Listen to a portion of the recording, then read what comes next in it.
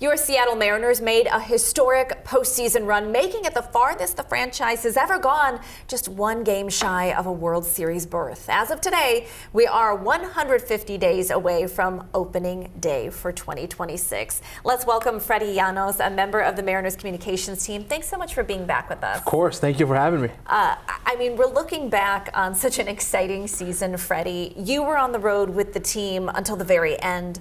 What's been most memorable for you? I think, so I joined the team in 2022. That team was special. I mean, we broke that 20-plus year drought of the team not making the playoffs. But then this team was just, I don't know, it felt like the chemistry, like the brotherhood, like everything was like there, you know? We had an off day, all the guys like, let's all go watch the Kraken game. Let's all go out to dinner.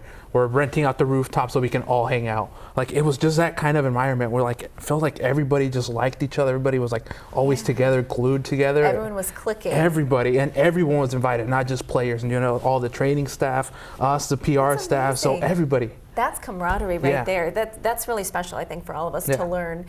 One of your main roles is to translate for Spanish-speaking players, Fredi. In your conversations with them, did they share if they were hearing about added excitement or getting some extra support from their home nations? We were at a presser in Toronto, and they actually asked Andres Munoz about this, if there was more fans in his hometown.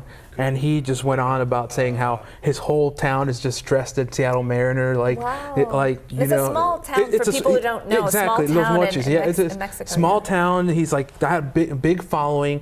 Even Mexico was there to support not just Munoz, but also Alejandro Kirk in the Toronto side. So Mexico was fired up. They knew regardless of who won, there was going to be a Mexican-born player in the World Series. And actually, Alejandro Kirk homered yesterday, making him the first ever Mexican-born player to homer in a World Series. It's amazing. Wow. And there's a lot of representation on the Mariners team. Venezuela, Cuba, the DR. It's just incredible to see all of that culture. And like you said, Mexico rooting for the Mariners and even the Blue Jays throughout the series. As we look ahead to the next season, which a lot of people might be counting like we are, what would be your message on behalf of the Mariners organization or the players even as we look ahead to the next season? You know what? I was there in the clubhouse. Yes, the past 2 days been in the clubhouse saying goodbye to guys. They're coming in and cleaning out their lockers, and they're ready.